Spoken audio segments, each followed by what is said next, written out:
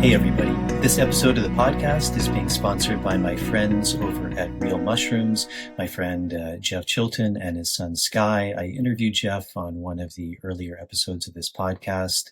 Really happy that they're sponsoring this podcast. They sell medicinal mushrooms, things like reishi, chaga, lion's mane, turkey tail, cordyceps. I think more and more people are becoming familiar with the truly amazing benefits of medicinal mushrooms on our physical, our mental, even our spiritual well-being. They're an amazing company. They're one of the few, if any, companies that's not only 100% organic, but 100% mushrooms, and that's really rare. A lot of companies have fillers or additives, or also important, it's not the mycelium that's grown on grain and mixed together, it's the actual mushroom, and that's a really rare thing. It's a really pure product. It's the only product, the medicinal mushroom product that I take. Super happy with them, super happy that they're sponsoring this podcast. If you'd like more information about them, you can check out their website at realmushrooms.com/universe to also receive 25% off of your first order. On this episode of the podcast, I sat down with Rael Inshan. Rael is a really interesting guy. He reached out to me a while back, and he really specializes in a certain mushroom called Amanita Muscaria. Some of the audience is probably familiar with that. It's a really interesting topic. It's something I haven't explored much in this podcast. I did speak a little bit a while ago with a guy I interviewed a number of months back named Branislav, but we didn't touch on it much. It has a very interesting history. You find it a lot in certain parts of Eastern Europe and different Slavic traditions. Some people, even like John Allegro, wrote a very interesting, controversial book called The Sacred Mushroom and the Cross, even about the history of Christianity in relationship to the Amanita Muscaria. So it's a very fascinating mushroom, considered a teacher, a gateway, kind of a portal mushroom, and just a really fascinating history, and I think something that not a lot is known about. So it was very interesting to have him on. We spoke about his background, a rough childhood that led him in search of different traditions, plant medicines in South America, and eventually coming upon the Amanita Muscaria and really being self-taught and receiving a lot of kind of direct downloads, informations about how to best work with it. So it was a very interesting conversation. So, as always, if you're able to support this podcast, that's a really big help to me. Patreon is a really good website. You can sign up for as little as $1 a month. There's different tiers you can sign up for. Those tiers also give you different things back, things like early access to shows, bonus material, Q&As. As always, thank you very much to the people supporting that way. And if you're able to, it's a really big help. And what I like about websites like that is this idea that they're built on reciprocity. So if you feel like you're gaining something from this podcast, it's an amazing way to give back. And then, as always, if you're able to help with the algorithms, so if you're viewing this on YouTube or Rumble, hitting the subscribe button, turning on the notification bell, liking the video, and if you're listening to this on Apple Podcast or Spotify, leaving a starred rating and a short review. And then I think finally, probably when this is released, we still have myself and my colleague Marav Artsy have one last plant dieta in this year, which will be happening in November in the Sacred Valley of Peru. So if you're interested in plant medicine work and going deeper, it's a really beautiful opportunity. It's a beautiful part of the world, a really beautiful retreat center that we're renting out. So if you'd like more information about that, you can check out my website at nicotianarustica.org, and I'll put a link to that in the show notes. So that's it for the intro, and without further ado, here's my conversation with Rael. Running out from the maze, running out from the maze, running out of the maze today. Running out from the maze, running out from the maze, running out from the maze today. I'm running out from the maze, running out from the maze, run out of the maze today. Well, thank you again for coming on. We were chatting a little before we started, but you seem like an interesting guy, interesting story. some of the listeners, maybe they've heard of you. I would imagine many of them haven't also. So I know it's always a big question, but can you just give us some background on yourself, kind of your story, where you're from, and what kind of led you on your journey that's brought you up to this point, and specifically working and kind of specializing in the Amanita mushroom? Sure. Yeah, I had a very difficult upbringing, and I came into my 20s with a whole lot of trauma, and was never able to really find anything to heal. I had chronic insomnia, I had PTSD, and multiple chronic illnesses. There was really no like healing from. There was no way to heal from them. And then my early 30s, I began using psychedelics. I was living in Brazil at the time. I had lived in Brazil for 7 years, and for a long time, I'd use psychedelics, ayahuasca mostly at the beginning. And then eventually, I realized that ayahuasca wasn't really healing me, so I knew I needed something else. And I discovered Amanita Muscaria just out of randomly. Like one day, I was walking through the woods and I just discovered it. So that was how I came across it. And then right after that, my insomnia was gone forever. I was cured of insomnia very quickly after that. And uh, I realized this was like a miracle. There's no other way. Like this could have happened. So I discovered Amanita. I started using it, and within a year, most of my damage that had been caused to me by so much trauma and so much years of insomnia was mostly healed. And so I came back to the U.S. to try to share it with other people and became a professional mushroom forager. And I did that as sort of a radical gamble because I had everything I ever wanted in Brazil, but I came back to the U.S. to try to share Amanita with people, and additionally to learn actually how can we actually live through faith, because living as a mushroom forager is a very hard life. You have to take care of yourself very carefully. You're living in a truck. I had very limited resources, so everything was very limited and very difficult, but I always made it work through having faith. And essentially what I wanted to share with people is that through healing internally, you can actually use prayer to have your needs met. And that's really the way that people are supposed to have our needs met.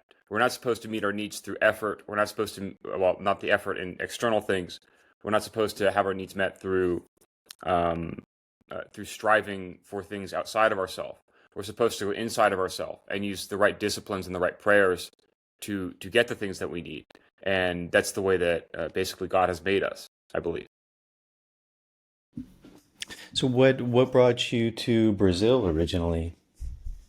Well, I was trying to heal. I had a very difficult upbringing, as I mentioned, and I didn't really know what to do with my life, and I wanted to find meaning. So I just decided to go try something new, and I went to a different country and just started from zero. And that wasn't the first time I had done that. I did that several times throughout my life. And I just sort of would start from zero and just see where things would go, and try to adapt as best as I could. And so, after 10 years actually of living in South America, the whole continent, South America, I speak Spanish and Portuguese, and I came to learn everything there is to know, at least about ayahuasca and ayahuasca diets. I did many ayahuasca diets. I lived with indigenous people, um, and did that whole thing until eventually I found Amanita and realized that I had this higher calling to try to bring that to the world. And with ayahuasca, that was something you were working with in Peru, and you said Brazil, where there were certain traditions like Santo Daime, or it was more of something else?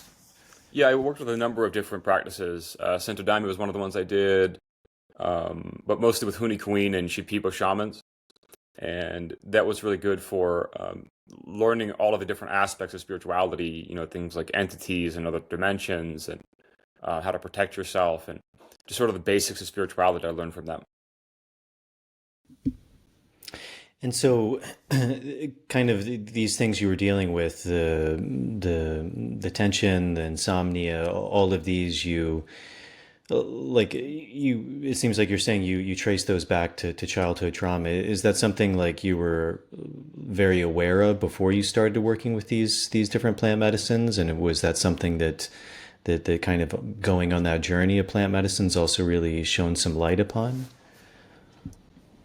Are you asking if my childhood trauma was related to spirituality? I wasn't sure the question.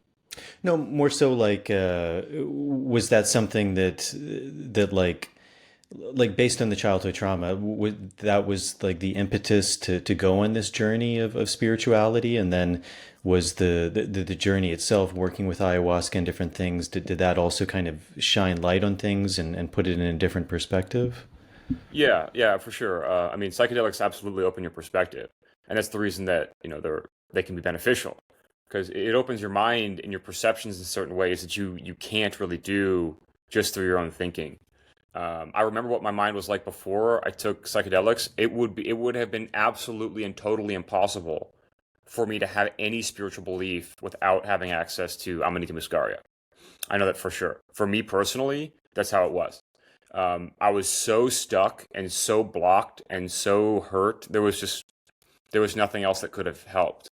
And it still took all the work, the inner work, right, of changing my thinking, changing my feeling, aligning myself more with something of a higher power to eventually come to the point where I really did feel healed.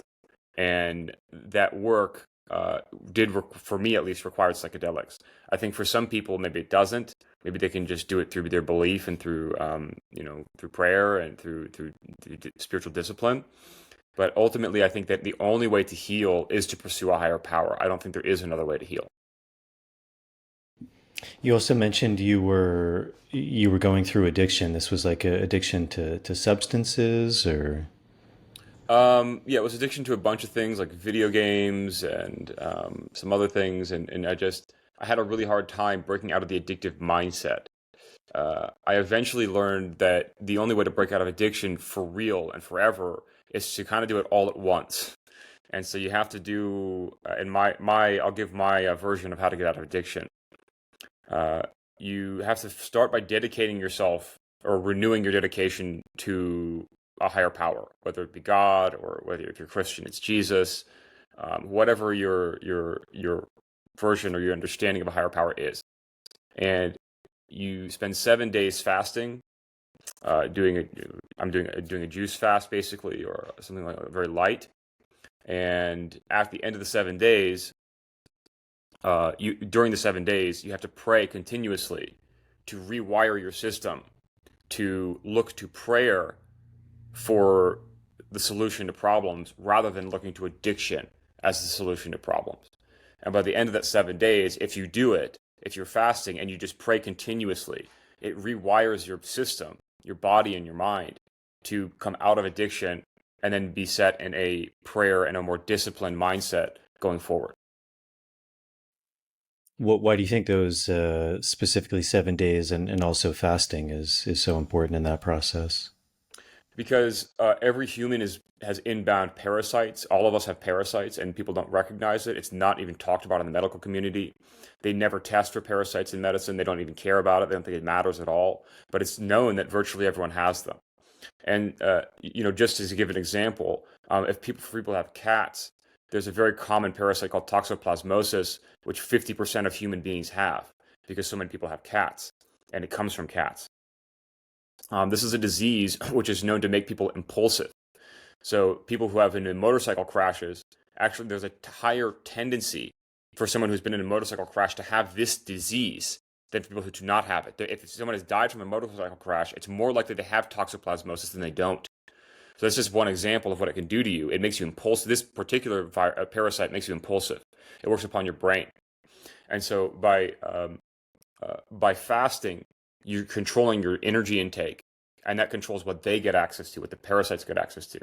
And so you have to be able to clear your body of parasites in order to be able to think and feel normal, in order to be healthy. And there's also a lot of spiritual connection between parasites and demonic, things that are demonic. So I'm not sure what your take on that is, but I do believe that these entities are real, and they act through the physical manifested beings of parasites to influence people. So they can influence your thinking, they can influence your feelings, and so by fasting and praying, you eliminate them, and that is the best way to be in control of yourself. And you think 7 days of fasting is enough time to bring those into to a symbiosis?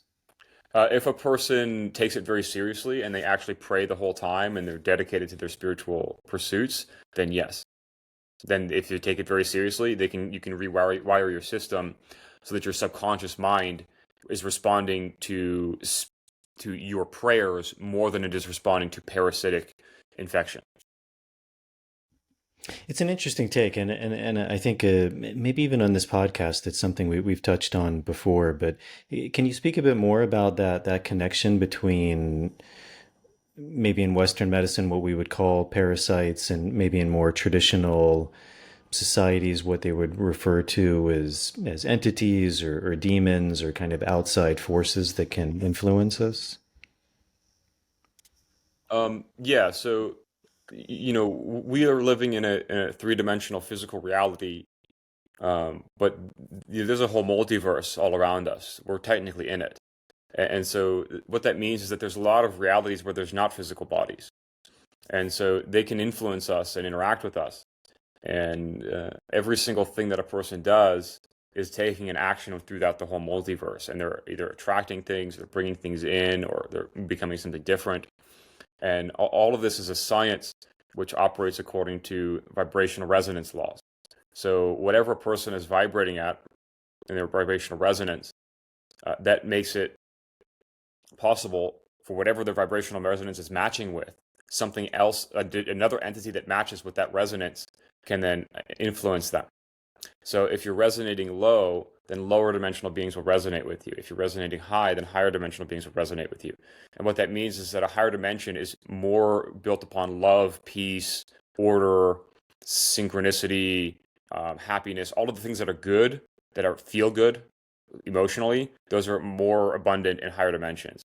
Everything that is not feel good is more abundant in lower dimensions. And so people basically through your feelings and your thinking, you're moving yourself literally through your experience to a different place in the multiverse. And the ultimate goal of our lives here, in my opinion, is to just try to go higher. Because that leads to a better experience, that leads to more connection with other people, that leads to more everything being more connected and more intricately better in every which way. So yeah, these beings can definitely affect us. That's what prayer is for. Like when you're praying, you're not just like saying it to yourself. And this is why I don't like a lot of the teachings of like Joe Dispenza, for example, because it's so self-focused. And so it makes people selfish because they say, oh, well, what are my desires? What is the thing that I want?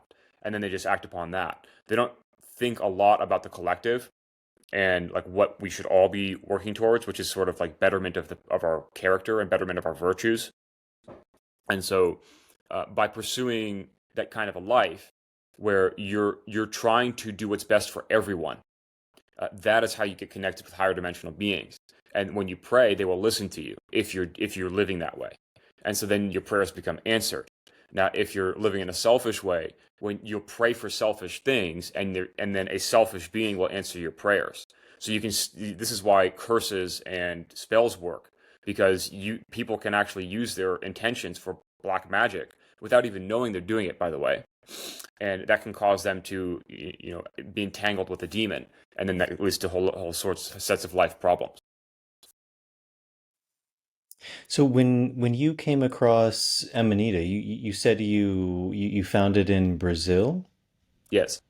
Interesting. And that was just like in the forests of Brazil you came across it? Yeah, it's not actually native there, but they imported European pines. And the way that Amanita works, it grows out of the root of a pine tree. It can grow out of other trees as well, but it's primarily pine trees. And so I was in Brazil, out in the middle of nowhere in this mountain, just sort of wandering around, and just stumbled into this forest and saw this carpet of like red mushrooms everywhere, and I was blown away. I was like, wow, this is amazing. And I started collecting them. I took my sweater off and actually tied it into knots, so it was like a sack, and I started filling it with mushrooms. And that was how I ended up discovering Amanita and becoming a mushroom forager later on. So it was an amazing discovery. It was one of the most beautiful moments of my life, and I'll never forget it.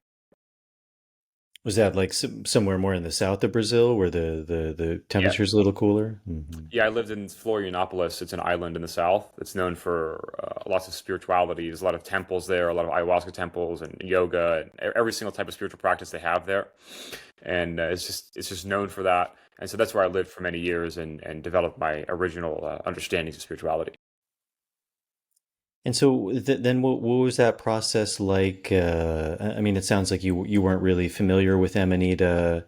I mean, even like what do you think was even that initial kind of calling to gather the mushrooms if it wasn't something you were super familiar with? Was there some deeper calling, like it just kind of came upon you, like this is something I need to work with, and now I'm collecting kind of this sampling to begin working with it? Yeah, well, I mean, I had already been on a long spiritual path prior to that, and doing ayahuasca made a humongous difference in my life. Ayahuasca had basically taught me the basics of spirituality and what a spiritual path is. And so, a spiritual path is that you're pursuing your highest self. You're pursuing to grow into becoming the being that you most want to be.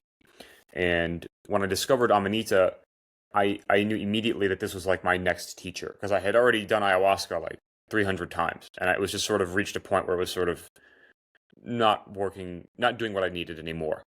And when I discovered Amanita, it was immediately after that. And I was like, oh, well, this must be my new teacher. And so I found it and started learning. And it was from there that I learned everything there is to know about, I would say, the multiverse, that it taught me everything about these different entities that I'm explaining and different realms or dimensions, if you want to call them that. And essentially, the Earth, what we're living through, is a time period where the consciousness of the Earth has been seriously downgraded due to the extreme history that we've experienced.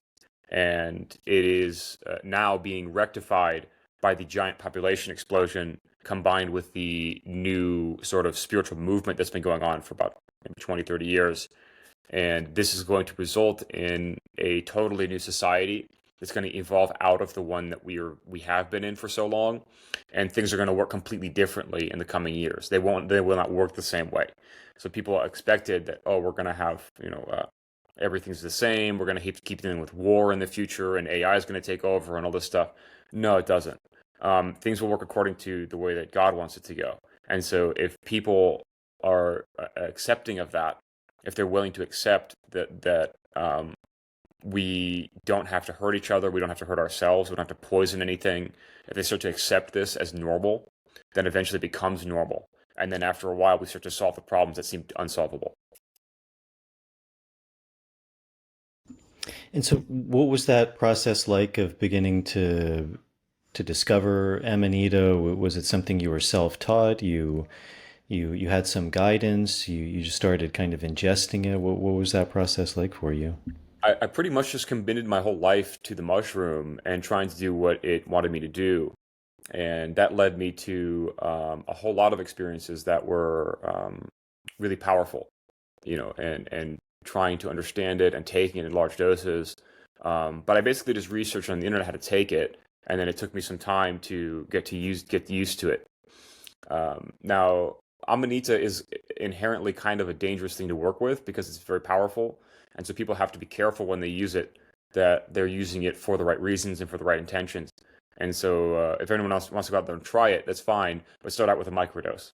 And if you want to get a microdose, I do sell microdoses through my company, AmanitaWarrior.com, or Amanita Warriors on Instagram. And I sell concentrated tinctures as well as tablets and chocolates. One of the interesting things, like you don't hear a lot, I think, especially in kind of a people who are into psychedelics. I mean, Amanita seems to be known, but most people seem to focus on different psilocybe mushrooms, psilocybin.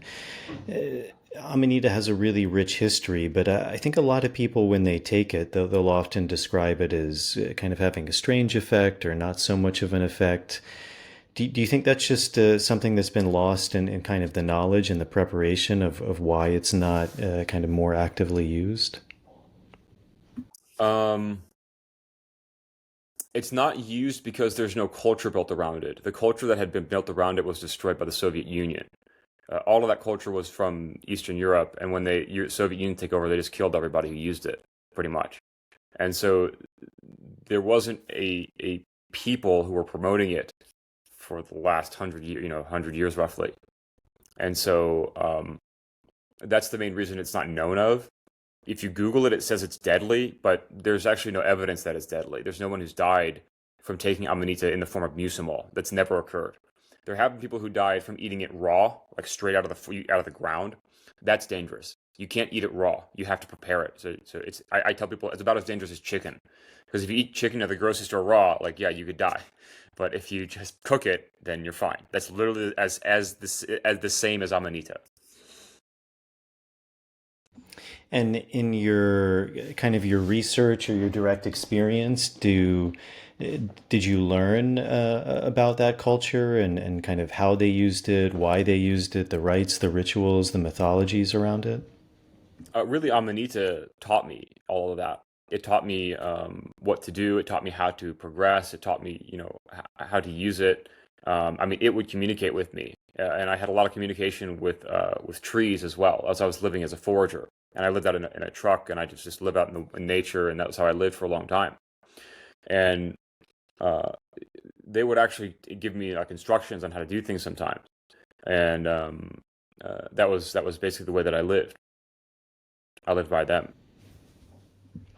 I mean, often you hear like this idea of like even like the Santa Claus story is was kind of had origins in the Amanita and the colors and the chimney and the reindeers and flying and all that. Are you familiar with any of the kind of Eastern European, Russian mythology and some of the indigenous people there of kind of how they used it and what their rituals were like? Absolutely. Um, so I've studied it a bit, but each tribe kind of has their own take on how to do it. Essentially, they would only use things from nature to prepare the tea. So if you go get a product from a different company, uh, they will always make it with some sort of acid, like they have like these weird acids now, these chemicals that they put into the products to convert the amanita into the safe form. But the indigenous people would actually just use the trees. That if you actually just put pine needles or cedar with the tea when you cook it, you put it in the water with the mushrooms and then boil it for a long time. That's enough to process it. And so the trees actually communicated this to me, and so that's now what I use for my own company. That's how I make my product. I use the cedar uh, resin as actually the base ingredient, because it not only converts the amanita to the correct form, to mucimol, which is the active ingredient, it also will preserve it longer because of the resin helps to hold the mucimol molecule longer so that it can last longer. Do you think that's where some of the that kind of Eastern European Russian mythology around the cedar tree originated from? Was the direct use with Amanita? Most likely, I mean, there's a lot of worship of trees in Europe and a lot of different cultures and nature, different aspects of nature. Vikings used it a lot. It's well known. And even in a lot of Christian sects, it was used quite a bit. The Knights Templar, their symbols are red and white. Their colors are red and white, which is the same as Amanita. There's a lot of evidence to suggest that the Knights Hospitaller also used Amanita. And so there's also the whole book, The Sacred Mushroom and the Cross. I don't know if you heard of this. Yeah, so it's a whole book about how the early followers of Jesus were using Amanita, and there's quite a lot of evidence that they were.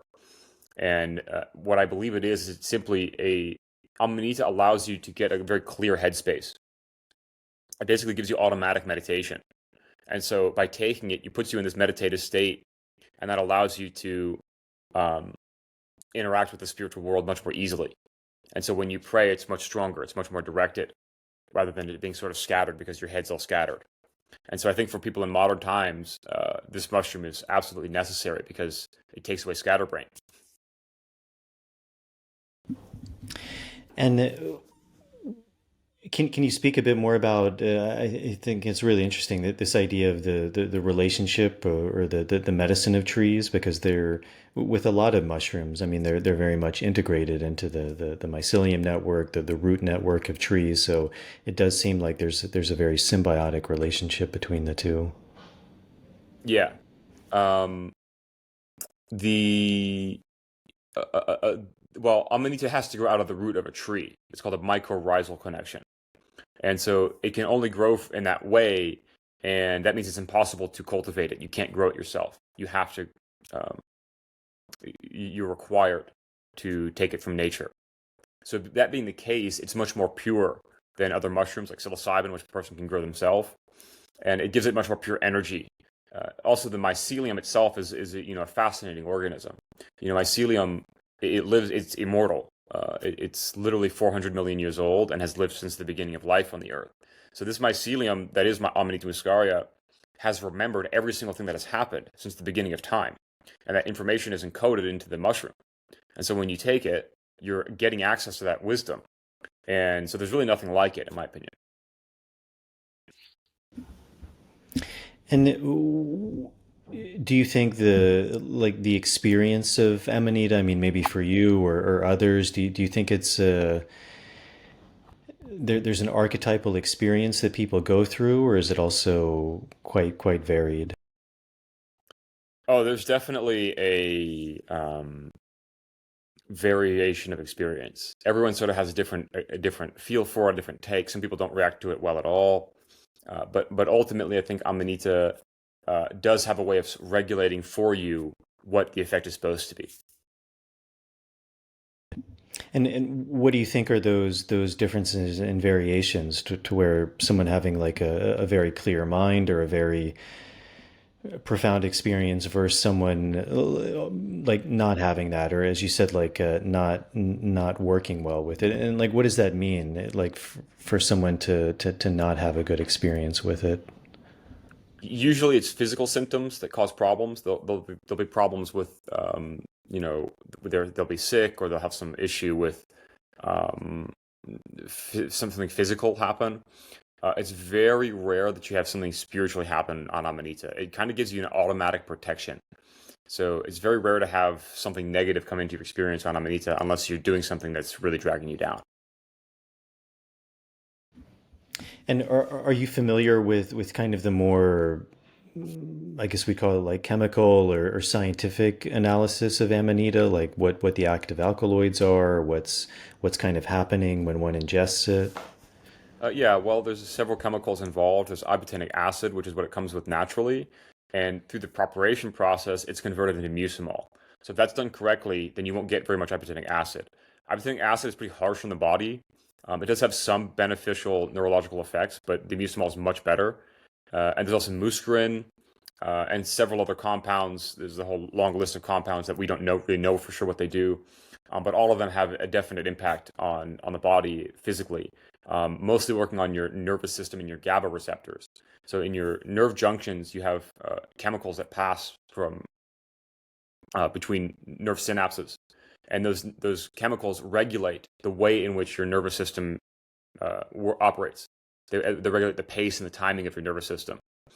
And so by putting GABA, what mucimol does is it increases the abundance of GABA in your nervous system, which is the feeling of relaxation.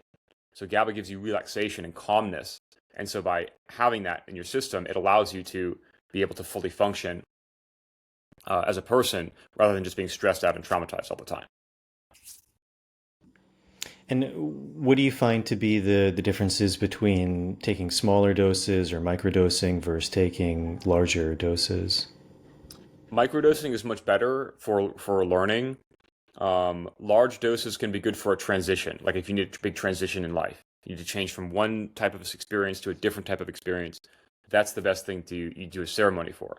And when you do a ceremony, it needs to be something that's a complete and total. You have to really um, go into the problem you're facing and come out of it feeling renewed. And that usually requires the work of someone who will work with you. I do ceremonies as well sometimes for people, and it's a very deep process that people have to fully embrace because it's transformative. And what does that look like? Can you kind of describe what a ceremony with Amanita would look like? Yeah, well, it's basically just taking the mushrooms um, in large doses and then having a quiet, peaceful space to be at peace. And in the peaceful space, a person is able to um, fully absorb their experience. And that means healing in a deep way, healing in a significant way. And so through this process, um, people are able to see life in a new way, and seeing life in a new way allows them to solve problems in a new way, and they can become a different person by doing that.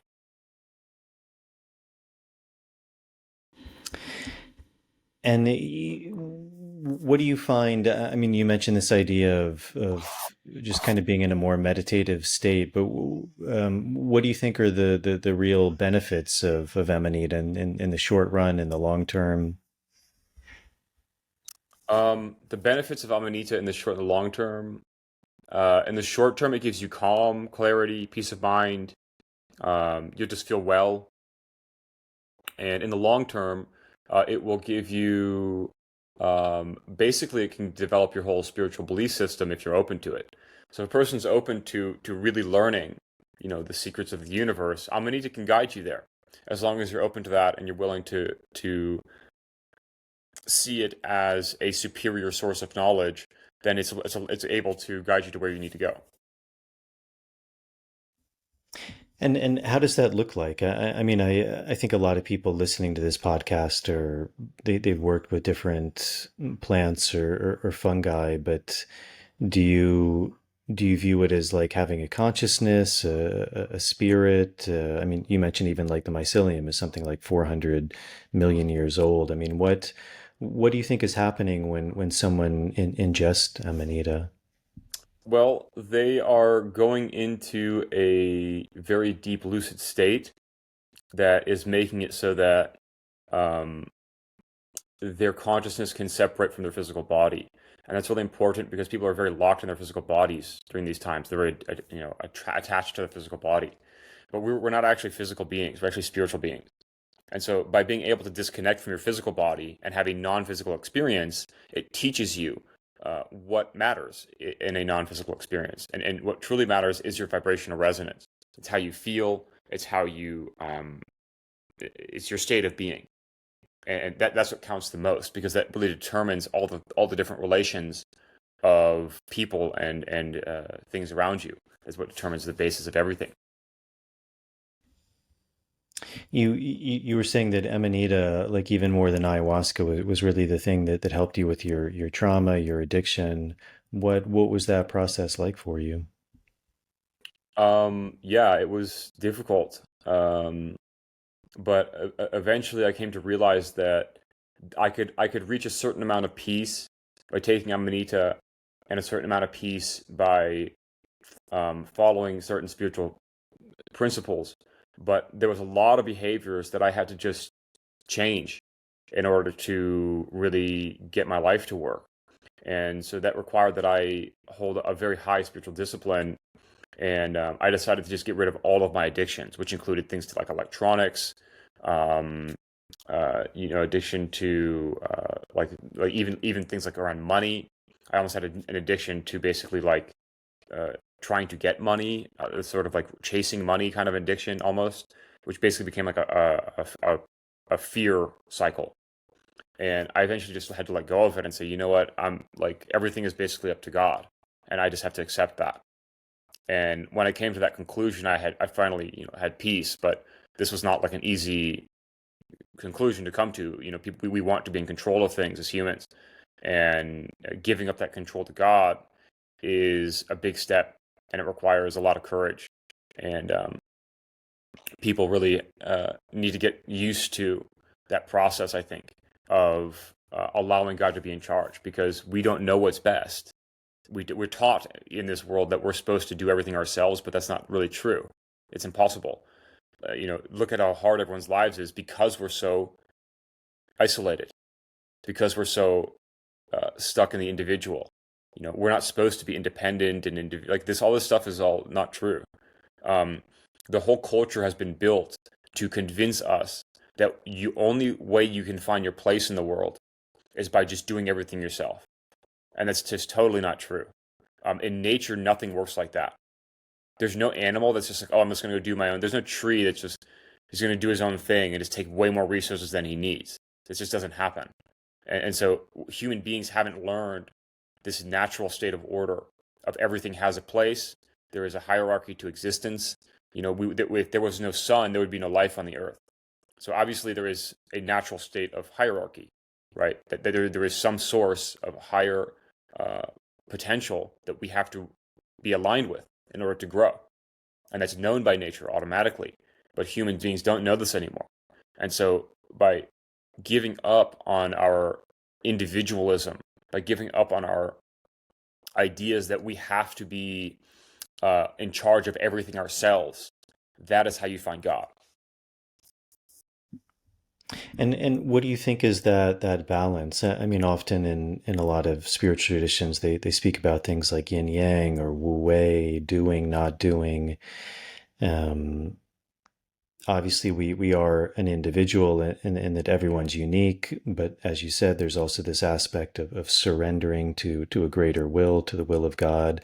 What do you think is that balance? Because I think that's something a lot of people struggle with is, on the one hand, like there can be complete surrender, but then on the other hand, there can be the opposite of that, which is no surrender. And do you think it's some balance of fully surrendering to the will of God, and or then what is that difference of like an act of doing, an act of creating, an act of doing something from the self?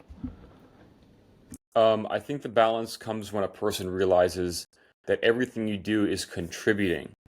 You're just taking an active contribution to the rest of the universe. So whatever it is that you do, you're putting that action, that energy, that thought into the universe, and that's what your contribution is to everyone else. And if it's a negative thing, then you get negative back. And so you have to be able to allow the positive to win and to be in charge of yourself enough to contribute positive things to other people that will heal them and help them to grow as human beings. And if you can't do that, then you get stuck in isolation and in negative cycles. And so I think that's the ultimate lesson, is to know that you're an interactive part of God, and that we all are, and that we just have to see all of life as something that we are part of, not as something that we're separate from. That's the biggest difference. Seeing yourself as part of everything else is the biggest difference. Can you speak more about that idea of hierarchy? Because I think hierarchy is, for a long time, it was something that was very much accepted. It was something that was strived for. Then I think more recently, it's something that I think a lot of people view as something quite negative, that there shouldn't be a hierarchy, or hierarchy is bad or damaging. But I think it's really interesting, that idea that there is hierarchy in nature, and it's also learning to see that, and then to live in harmony with that as well. Yeah, absolutely. Hierarchy is a natural phenomena, like I just mentioned about the sun. The sun makes the life. If there was no sun, there would be no life. And it's the same with God. If there was no higher power ordering the universe, then there would not be order. Okay, so um, essentially, uh, with hierarchy, people need to understand that while each person can make their own decisions, the way in which you make those decisions determines the experience that you have. If you go against the natural flow of life and of the universe, then you're going to be in pain, because you're not going with what the universe is trying to get you to do. And so you have to be receptive to receiving uh, the right information and the right guidance to be able to find your place in the universe. If you're completely off on your own, doing what you want to do, and you don't respect or regard other beings or the effects of your actions, then you will end up in a very disconnected place. And so we have the option, we have the choice to disconnect ourselves from God. And that's done through basically the ego, basically through believing that our individual personal ideas are superior to what the entire universe needs us to do. And that's basically a non-spiritual belief. So again, to go back to what I was saying earlier, if a person feels disconnected, then they're disconnecting themselves from the hierarchy that all of nature and that everything in the whole universe subscribes to. And spiritually speaking, there have been a lot of spiritual teachers and messiahs and all sorts of famous people, and Buddha and Jesus. All these people have come to the earth and taught these amazing things, and there was only one of them who was able to rise from the dead, apparently. I've heard some people argue against that, but as far as I know, there was only one who was actually able to come back from the dead. And so there is actually a hierarchy in terms of entities, spiritual entities, that also exist. and that is related to their capacity of vibrational resonance. So if a being is able to love, that's wonderful. If they're able to love unconditionally, that's even better. If they're able to do all sorts of things, I've heard of stories of gurus that could meditate underwater for 90 minutes, or they could go into a cave in the Himalayas and come out 20 years later unaffected without eating or leaving the cave. So these are amazing accomplishments that the human being is capable of. But ultimately, it is all still correlated with the hierarchy of vibrational resonance. So whichever being is the most unconditionally loving, that being is then the one that is the most powerful by default, simply because that's the way that things work vibrationally. The vibrational resonance sets the order of things. So if a being is at the highest, then they have the most power automatically. And so that's the way that things operate in terms of the hierarchy of spirituality. And it does also play out to the hierarchy of nature and how nature works. So there are reflections of the spiritual through nature that can be seen. And as I mentioned, there are no animals that just want to go do their own thing and completely disconnect themselves from their forest. Like they would see that as bizarre. And so they don't understand why humans are so disconnected from everything. It doesn't make sense to them. Spiritually speaking, we don't have, in order to be integrated in a community, you have to respect some sort of a hierarchy. You have to respect someone else's rules, right? To be in a community, that's the way it works. But in our society, every single person is taught to be their own person. Do not be integrated. Look at TV and movies. There's very few TV and movies where it's like a coming together of a team to overcome some great thing anymore. These days, it's mostly an individual doing whatever they want and acting in whichever way they feel like, and having very little disregard for the little regard for the consequences. That's typically how people are behaving and taught to behave through our culture, and that is an anti-spiritual philosophy. You use this word vibrational resonance a lot. I think it's something that some people maybe have an idea about. I mean, it's even interesting. I think more and more people are even seeing in some of these old megalithic structures that they were created with a certain vibrational resonance. But is that something you can speak more about, this idea of vibration, and then also what you mean with this idea of resonance? Yeah. So many years ago, a doctor from Japan, he took water and he would speak a word into the glass of water and then flash freeze it.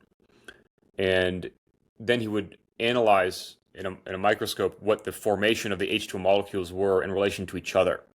So it's not changing the H2O, but it's changing how they are in relation to one another within the water. And what he saw was that by speaking a beautiful word, a loving word, they would actually have a beautiful formation within the water. But by speaking an ugly word or hatred or something bad, it would put something negative into the water, a negative shape. And so the formation of your own body comes from that, because your body is mostly water. And so the internal mechanisms that drive your feelings are imprinting upon physical matter a state of order. And so this science is the fundamental science to all of reality. It's quantum science, literally. And so we have access to this simply by our feelings and by our belief systems about what we think and do. And so the underlying energy behind which you act, that is determining what your vibrational resonance is in the present moment. And over time, you're moving in a direction, either a positive or negative or which way. And that is a science which has a very deep impact on your experience and on reality itself.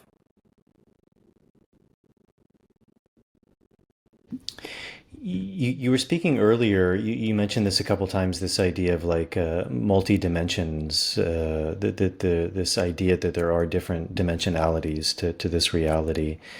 Can you speak more about that? Because I think that's something really interesting, and also very interesting that you find that in so many different indigenous or traditional cultures around the world, that there actually are different dimensions that human beings have access to. Yep. So your consciousness ultimately comes from a soul, which is not physical and exists forever. And so whatever your soul is connected to throughout the multiverse determines what you have access to in terms of your experience. And so that can happen, that experience can happen in the present moment, or can happen through dreams. But for most people, I think they're never going to see other dimensions until after death. When a person dies, their consciousness leaves their physical body, and their soul will enter a place that matches with their vibrational resonance. So that could mean that they go to a higher dimension. That could mean they reincarnate.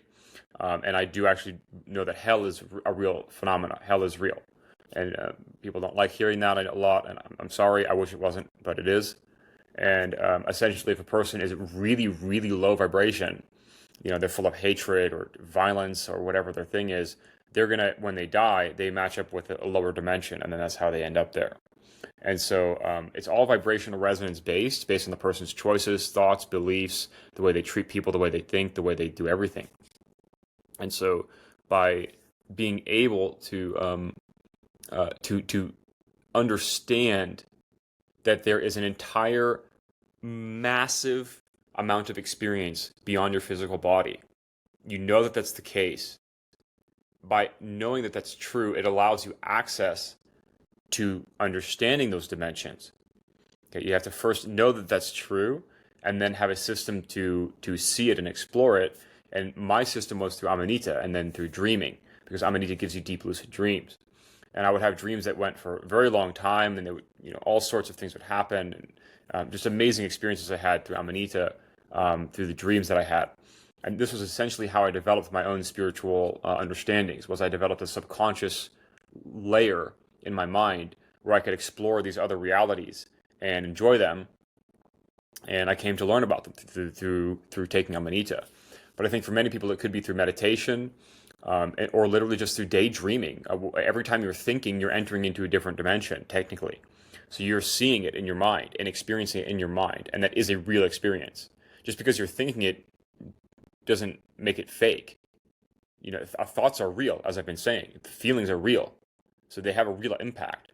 And so by harnessing your own imagination, your own mind, and your concentration, you have the ability to see through the spirit other realities that are not possible through physical means. And I think that's the best way to pursue spirituality, is to do it through experience. And so by people being able to concentrate and meditate and trying to have an interdimensional experience, maybe through psychedelics or through some other means, this is the best way for people to learn what they really are. And you think that's something that's somewhat archetypal or unique with Amanita, is this ability to connect people deeper to the dream space? Because it's also something you see in a lot of traditional and indigenous cultures all over the world, was this idea that, just as you said, that the dream space was very real, and if not even potentially more real, because it gave you access to these other dimensions. Do you think that's one of the kind of key aspects of Amanita, is in that space where the mind begins to slow down, that the kind of something begins to open and allows us to begin to traverse those in an easier way? Yes. Yeah. It's really about opening yourself up to new possibilities, and also finding your own spiritual core, and knowing and living by that, which takes time and practice and discipline. And people have to find faith in something. If you don't have faith in something beyond yourself, you're going to have a very hard life. And I'm sorry, I've lived that life.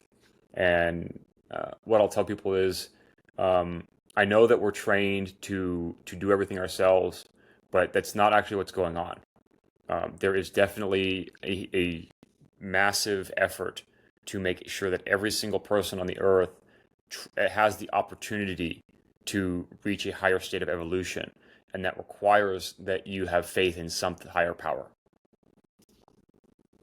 I mean, you mentioned something interesting, like the traditions of these Amanita, like in the east of Europe, places like Soviet Union, where they wiped out those traditions. And one of the things that the Soviet Union really did was they believed that ultimate power resided in the mind of man, and that, it was a very authoritarian way of cracking down on any idea of faith beyond the power of man. Do you think that's kind of also what you're addressing, is this idea that kind of the nature of suffering, or these things like addiction and depression, anxiety, when you boil it down, it is, as you said, this deep rooted sense of me, of mine, and not being able to see things from beyond that, of being able to literally alleviate ourselves to be able to have a bigger view of the world. Yeah. I think that Amanita helps dissolve a lot of the aspects of our minds that don't work, and a lot of things that are dysfunctional. But you won't know it's dysfunctional until you stop thinking it. The thing is, a lot of people can't stop thinking it because they have nothing that can do that for them. They have to have something do it for them so that they can get that experience.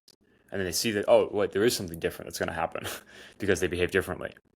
And I think the best practice to getting to that is taking Amanita and doing meditation. I also offer microdose coaching groups where people can learn how to meditate on their own using Amanita. If there's anyone interested in that, feel free to contact me through my website or other means. Amanita Warriors on Instagram. And the best practice to getting in touch with oneself is feeling yourself in a deep way, in a deep, calm, relaxed state, not in a stress, like questioning the mind kind of way, not that way.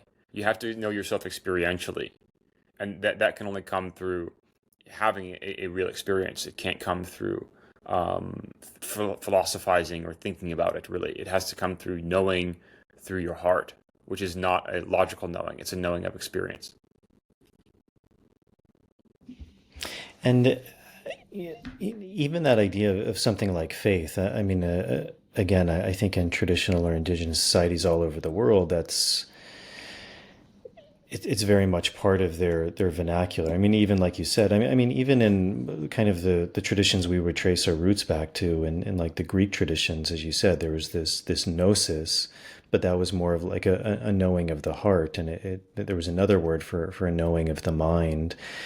That idea of faith, I think, was something that was very widely accepted, worked with, known, seen as something vitally important for the human being.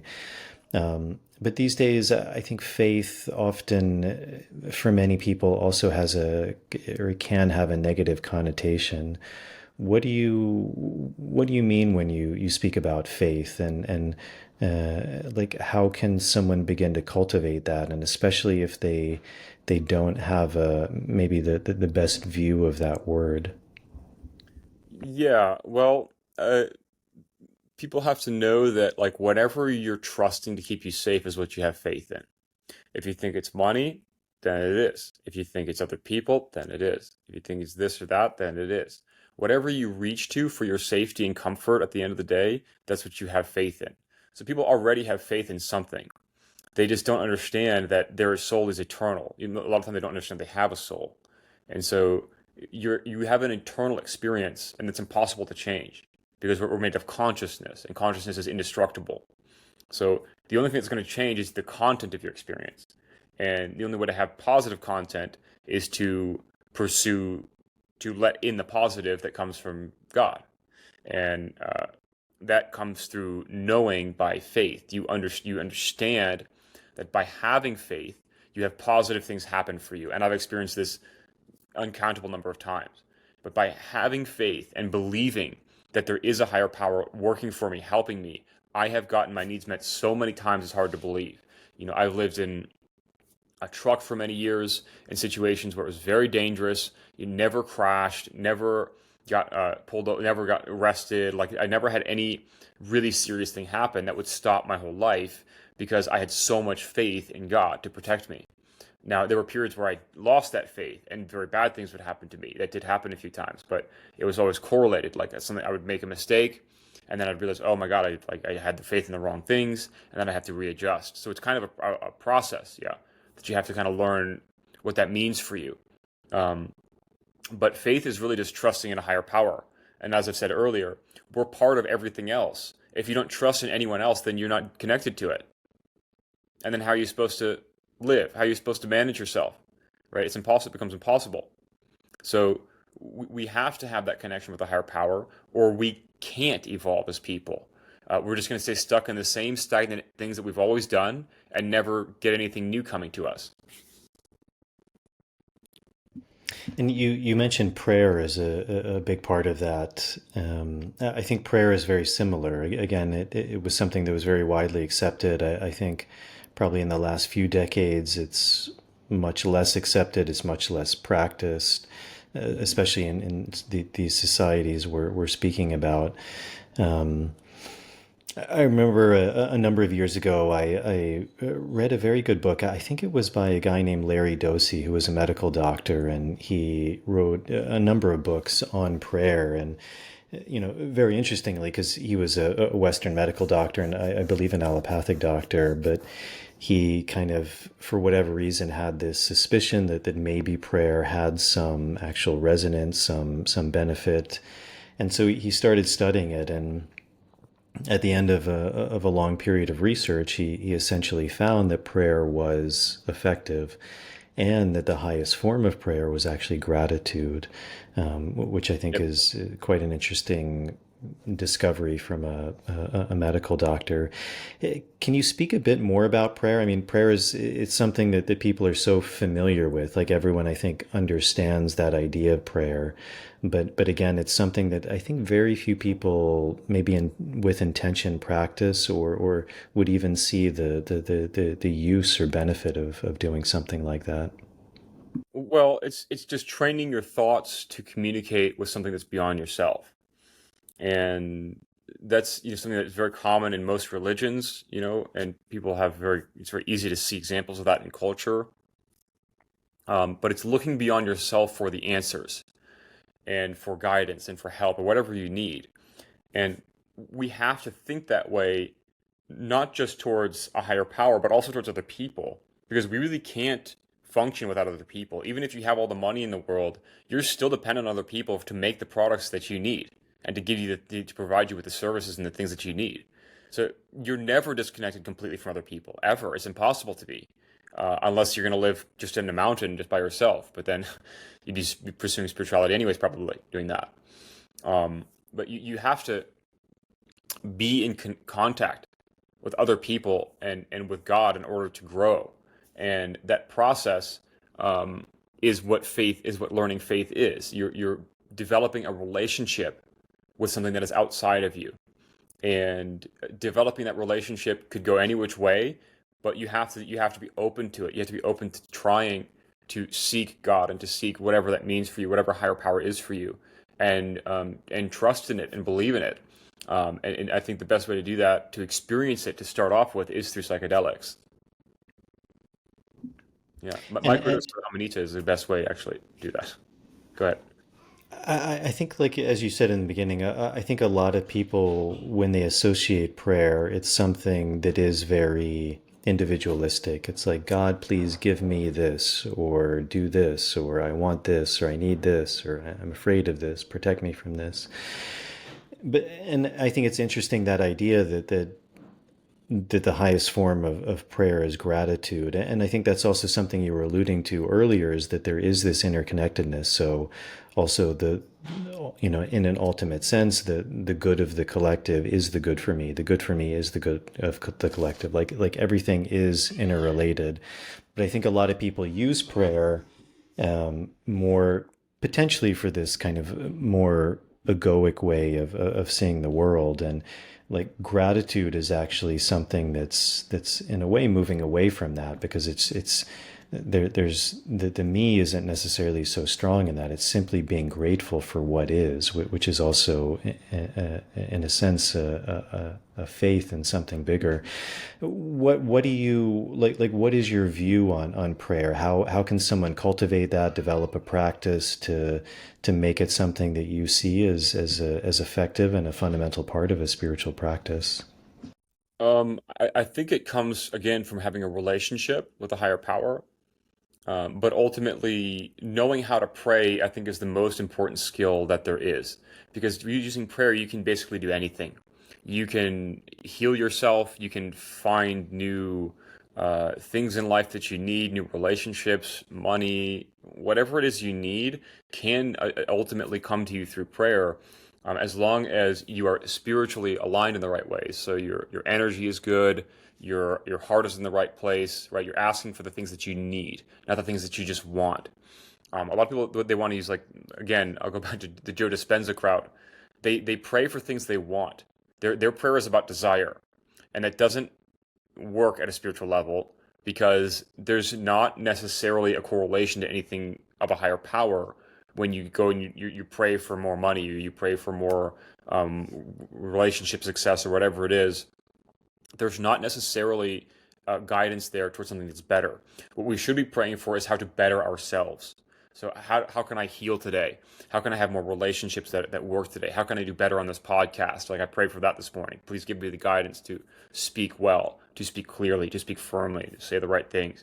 So praying for the things that you most need, that are the most important, that is an expression of gratitude, because you're valuing the things that you have, and additionally you're putting the emphasis on needs, which means that what you already have you feel well with. You're grateful for what you already have. That's very important in spirituality for putting yourself in alignment with God. So in the beginning, you mentioned that you're foraging, Amanita. What is that practice like? Like you mentioned in the beginning, it was quite challenging. Like, it's a challenging profession.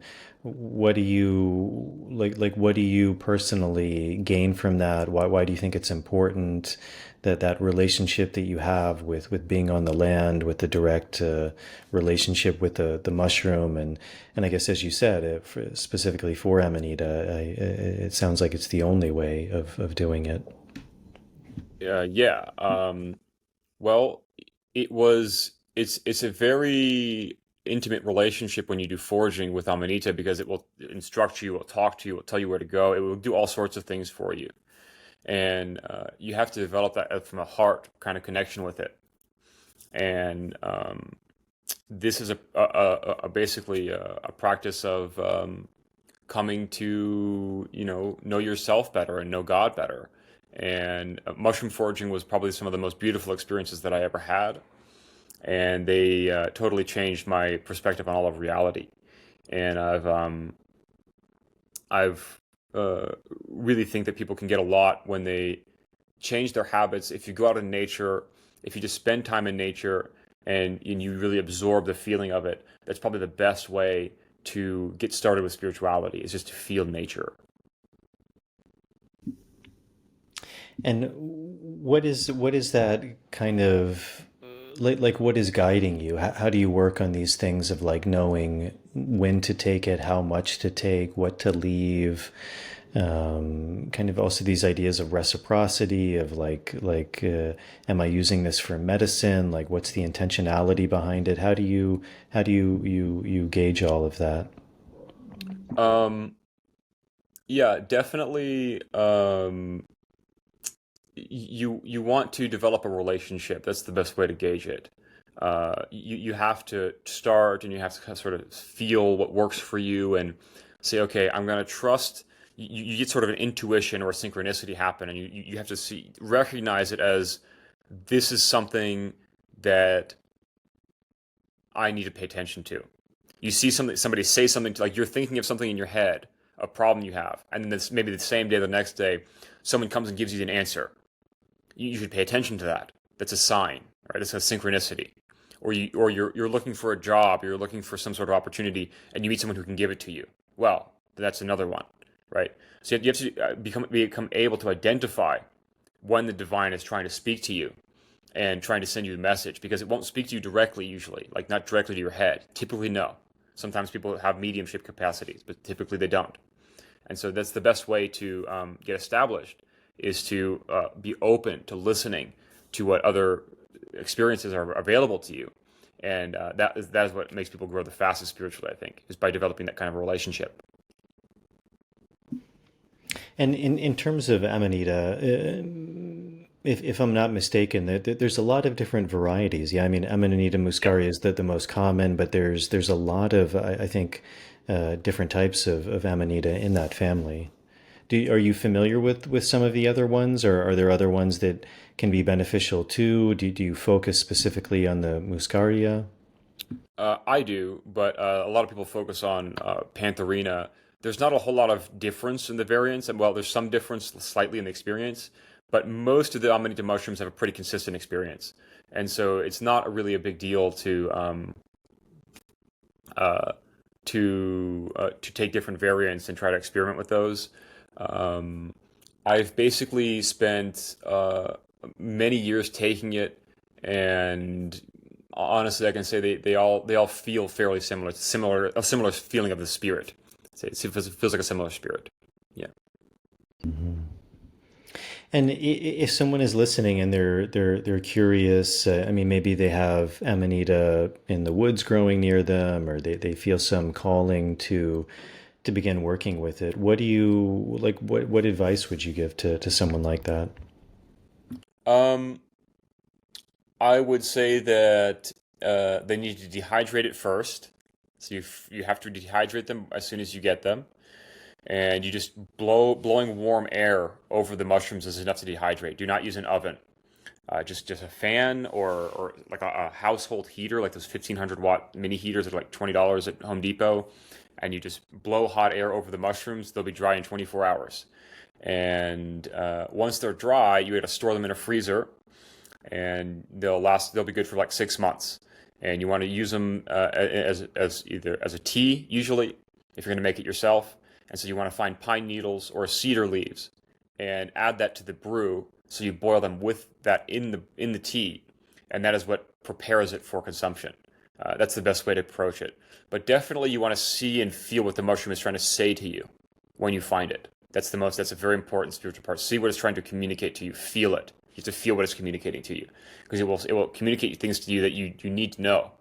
But you have to be open and receptive to it. So you have to be able to allow your mind to receive that information.